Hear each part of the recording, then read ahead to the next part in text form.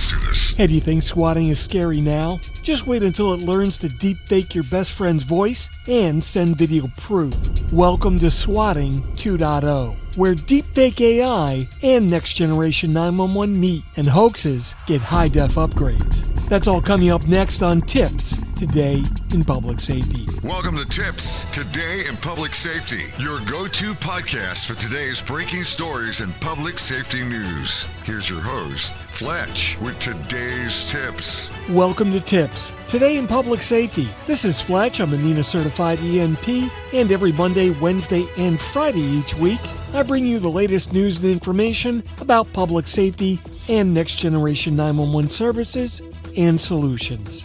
Today, we'll be talking about the terrifying real future of Swatting 2.0, an evolution of emergency hoaxes powered by deepfake technology, synthetic voices, and multimedia payload. And guess what? It's already here. Let's start with the basics. Swatting is the act of making a false 911 call to trigger an emergency response, usually a heavily armed one, and do that on an unsuspecting victim. It's been around for years and it's always been dangerous. But now it's entering a new phase. And it's no longer just audio. Swatting 2.0, Deepfake AI. At the NENA 2025 Conference and Expo in Long Beach, California, we held a session led by Bud Hicks, ENP, from Mission Critical Partners, Bob Finney, ENP, from Collier County, Florida, and yes, yours truly, Fletch, also an ENP and founding principal of Fletch 911 Consulting. Our focus? How AI and deepfake tools are reshaping the swatting landscape. You see, right now, swatting calls are usually voice-based, and they come through traditional voice channels. But in an NG911 world, that's about to expand dramatically. Imagine receiving a voice call with a convincingly panicked caller, a deepfake video of a fake shooter in a school hallway, a real-time map and an AI-generated victim list, and even background audio of screaming, gunshots, and sirens. During our session, we demonstrated just how easy this was becoming.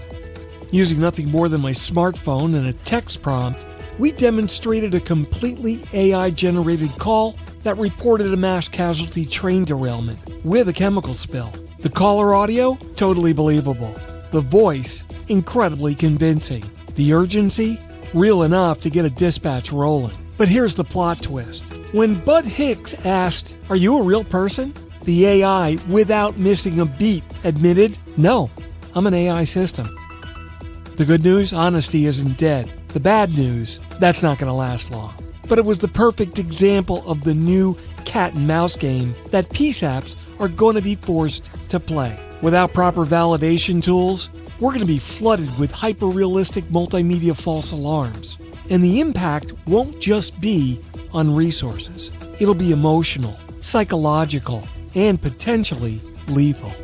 And let's not forget how real this threat already is. Just last week, as Axios recently reported, even a U.S. Secret Service senior official was the target of a swatting attack.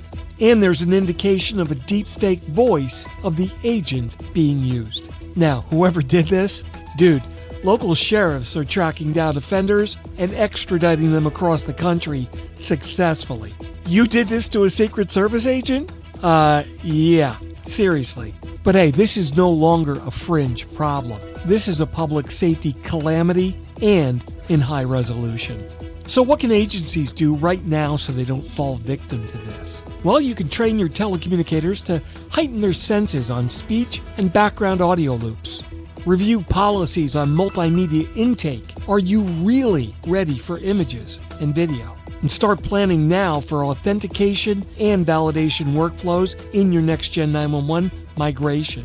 And most importantly, stay informed. Follow developments in AI, cybersecurity, and PSAP technology updates. The bad actors are really learning fast, and they really don't need much to wreak total havoc. That wraps up this episode of TiPS Today in Public Safety. I really hope the podcast was educational for you and you learned something new. If you liked what you heard, please drop a like and be sure to tell your friends. And don't forget to leave a comment and let us know. If you got any questions or want to suggest a topic of your own, just reach out to me on social media at Fletch911. Who knows? Maybe your idea will be the topic of a future episode. Thanks so much for listening, and if you're in public safety, thanks for what you do every single day. This is Fletch. Stay safe, and we'll catch you next time.